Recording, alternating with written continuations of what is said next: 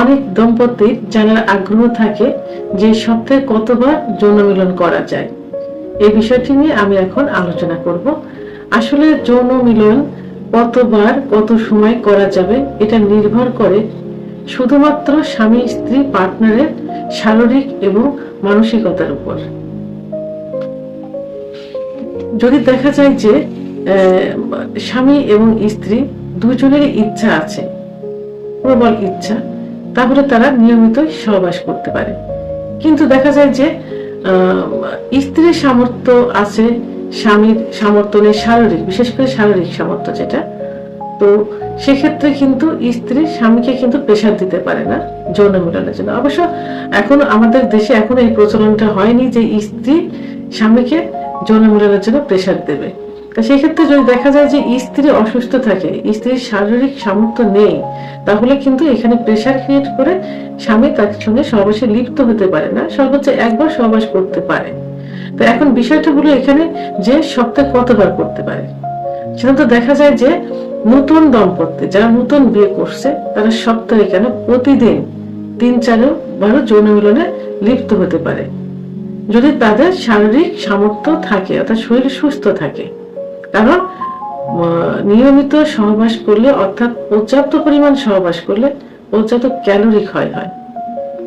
তো এই ক্যালোরি যদি পূরণ করা যায় এবং যে খাবারে ক্যালোরি গুলো আছে সেই খাবারগুলো যদি প্রতিনিয়ত খাদ্য তালিকায় রাখা যায় এবং যৌন মিলনের পর সেই খাবারগুলো যদি খাওয়া যায়, বিশেষ করে দুধ, ডিম, কলা, ডিমটা অবশ্যই হতে হবে হাফ সেদ্ধ, অর্থাৎ এখানে কুসুম যেন সেদ্ধ না হয়, খেজুর, কাজু বাদাম, মধু, সহবাসের পরে যদি 1 গ্লাস কুসুম গরম দুধ স্বামী স্ত্রী দুজনে খেয়ে নিতে পারে এবং একটা হাফ বয়েল ডিম যদি খেয়ে নিতে পারে, তাহলে যে ক্যালোরিটা ক্ষয় হয় সেই ক্যালোরিটা কিন্তু পূরণ হয়ে যাবে।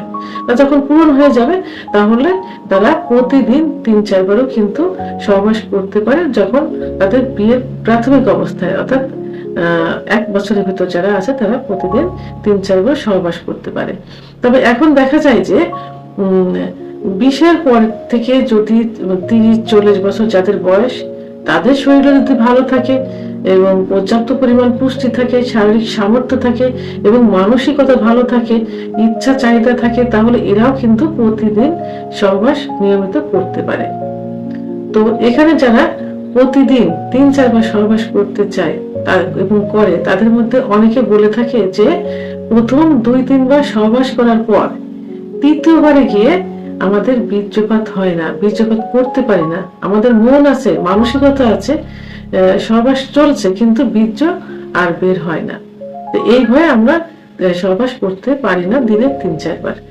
আমাদের জানতে হবে যে বীর্যটা আসলে তৈরি হয় 24 ঘন্টা পর পর এবং বীর্যের যে উপাদান থাকে সেই উপাদানও কিন্তু 24 ঘন্টা পর পর তৈরি হয়। তা প্রতিনিয়ত যদি সহবাস করা হয়, 3-4 বার সহবাস করা হয়, তাহলে যে পরিমাণ বীর্য তৈরি হয় সেটা প্রথমবার, দ্বিতীয়বার, তৃতীয়বার যদি বেরিয়ে যায়, তৃতীয়বারে কিন্তু, চতুর্থবারে কিন্তু আর থাকলো না। তখন কিন্তু আর কি বীর্য, ইচ্ছা আছে, সহবাস চলছে কিন্তু বীর্য কিন্তু বের হবে, বীর্যপাত হবে না। প্রায় দম্পতির, প্রায় পুরুষের কিন্তু এই কমপ্লেনটা থাকে যে 3-4 বার সহবাস করার পর তৃতীয়বার, চতুর্থবারে গিয়ে আমাদের বীর্য বের হয় না। আসলে বীর্যটা তৈরি হওয়ার সময় তো নেই, তৈরি তো হতে পারলো না, তাহলে বের হবে কিভাবে? আবার অনেকে বলে যে তৃতীয়, চতুর্থবারে যাও বা বীর্য বের হয় কিন্তু পাতলা হয়, একদম পাতলা। আসলে বীর্য তৈরি হওয়ার যে উপাদান থাকে, যে উপাদানটা তৈরি হয় 24 ঘন্টা পর পর, কিন্তু সেই উপাদানটা তৈরি হলো না, তাহলে যে পানিটা থাকে পানিটাই বের হয়ে যায়, পানির মতো বীর্যটা তৈরি হয়ে যায়। এই কারণে বীর্যটা পাতলা দেখা যায়। এই জন্য যদি শরীর ভালো থাকে এবং যদি ইচ্ছা থাকে, চাহিদা থাকে, তাহলে প্রথম বিয়ের 1 বছর পর্যন্ত প্রতিদিন 3-4 বারও সহবাস করতে পারে। তবে 30 বছরের পরে যে, বিশেষ করে 25-এর পরে যে কিন্তু পুরুষের সেক্স, পুরুষ মহিলা উভয়ের সেক্স হরমোনটা কিন্তু কমতে শুরু করে। আর যখন কমতে শুরু করবে এবং বীর্যের পরিমাণটা ঠিক রাখার জন্য, বীর্যের যে পাতলা সে উপাদানটা ঠিক রাখার জন্য আমার মনে হয় প্রতিদিন 1 বার যৌন মিলন করা যথেষ্ট, 30-40 বছর বয়স পর্যন্ত। আর 40-এর পরে যে কিন্তু অনেকে ইচ্ছা কমে যায়, সময়ও কমে যায়, পরিমাণও কমে যায়। কিন্তু এই সময়, পরিমাণ, ইচ্ছাটা একমাত্র ধরে রাখতে কিন্তু পুষ্টিকর খাবার এবং পুষ্টিকর খাবারের পাশাপাশি যে তাদের অন্যান্য যে সমস্যা, যেমন ডায়াবেটিস, উচ্চ রক্তচাপ ইত্যাদি থাকে, সেগুলো অবশ্যই কন্ট্রোলে রাখতে হবে। হার্টের সমস্যা থাকলে ডাক্তারের তত্ত্বাবধানে থাকতে হবে, প্রেশার থাকলে কন্ট্রোলে রাখতে হবে। আর অতীতে যদি মাস্টারবেশন, বিছানায় ঘর্ষণ দিয়ে বীর্যপাত করার অভ্যাস থাকে, সেগুলো বন্ধ করতে হবে এবং অতিরিক্ত যৌন মিলন থেকে একেবারে বিরত থাকতে হবে, অতিরিক্ত যৌন মিলন। তাহলে 30-40-এর পরে যেও কিন্তু তারা নিয়মিত সহবাস করতে পারে।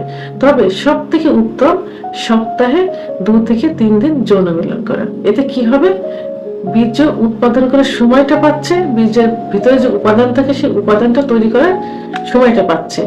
আর যখনই বীর্য তৈরি হবে, যখনই বীর্য উপাদান তৈরি হয়ে বীর্যটা গাঢ় হবে, তখন কিন্তু সময়ও বেড়ে যাবে। তাহলে পারফেক্ট যৌন মিলন হবে স্বামী স্ত্রী উভয়ের জন্য। পাশাপাশি খাবারগুলো খেয়ে পুষ্টির ক্যালোরিগুলো পূরণ করতে হবে। তাহলে সব দিক থেকেই কিন্তু দম্পতি সুখী থাকলো, শারীরিক দিক থেকে, ইচ্ছার দিক থেকে, এবং তার বীর্যটার পরিমাণে ঠিক থাকলো, বীর্যের যে উপাদান সেটা পরিমাণে ঠিক থাকলো। তাহলে তারা সুন্দর ইচ্ছা নিয়ে সুন্দর মতো যৌন মিলনে লিপ্ত হতে পারবে এবং সময়টা মেনটেন করতে পারবে। তারা ইচ্ছা মতো সময় নিয়ে যৌন মিলন করতে পারবে।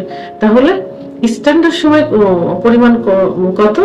সপ্তাহে 2 থেকে 3 দিন, এটাই হলো স্ট্যান্ডার্ড সময়, অর্থাৎ পরিমাণ সপ্তাহে 2 থেকে 3 দিন।